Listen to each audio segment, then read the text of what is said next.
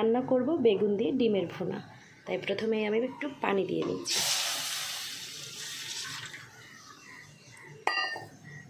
পানিতে আমি দিয়ে নিব লবণ, হলুদ পাউডার, কাঁচামরিচের গুঁড়া আর ধনিয়া গুঁড়া।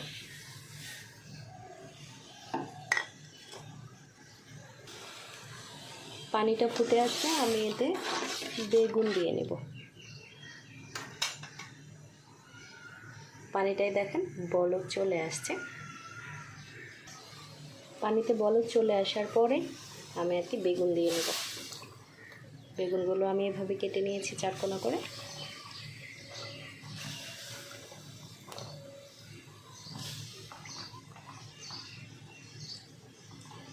সাথে কিছু আমি মটরশুঁটি দিয়ে নিচ্ছি।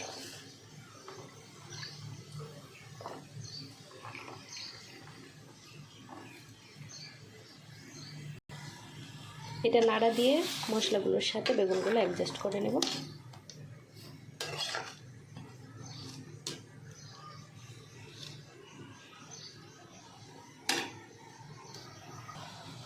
তারপর ঢাকনা দিয়ে ঢেকে এটাকে আমি ভালো করে সিদ্ধ করে নেব।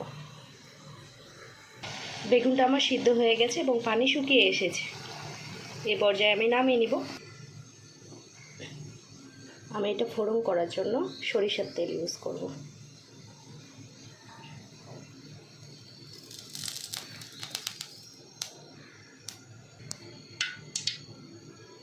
তেলটা গরম হয়ে উঠলে আমি এখানে পেঁয়াজ কুচি,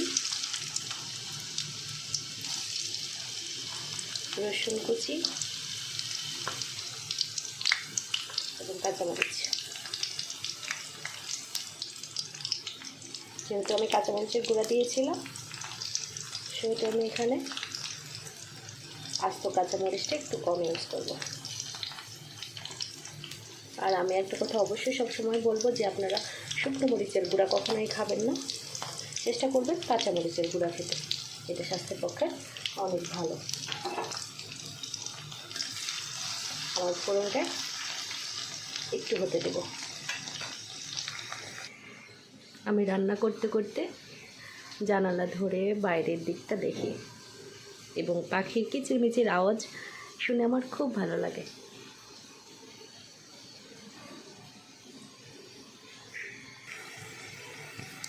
আমার ফোড়নটা ব্রাউন কালার হয়ে এসেছে, তখন আমি এখানে দিয়ে দেবো একটা ডিম। ডিমের ওপরে এটা মশলা ছিল, আপনারা আবার অন্য কিছু ভাবিয়েন না। ডিমটাকে আমি একটু হতে দেব। যদি আমি একটু না হতে দিই তাহলে একদম কুচি কুচি হয়ে যাবে। একটু হওয়ার পরে আমি ভেঙে দেব।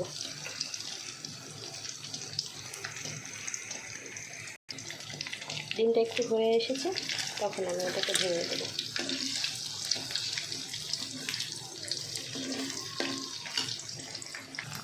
ডিমটার এখানে আমি একটু লবণ ইউজ করব।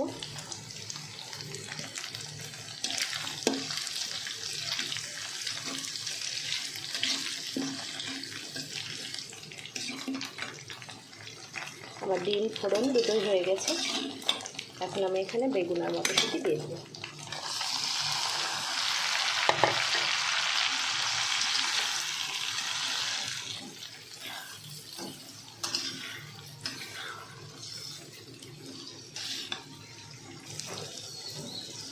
সবশেষ আমি দিয়ে নেব জিরা গুঁড়ো আর গরম মশলার গুঁড়ো।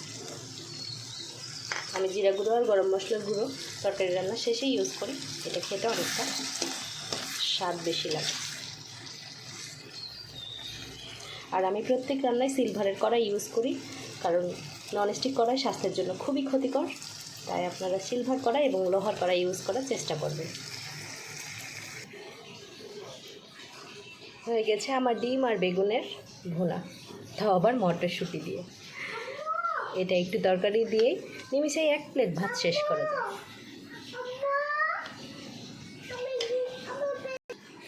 দেখুন এটা দেখতে কতটা লোভনীয় হয়েছে এবং খেতে তার থেকেও অনেক বেশি সুস্বাদু।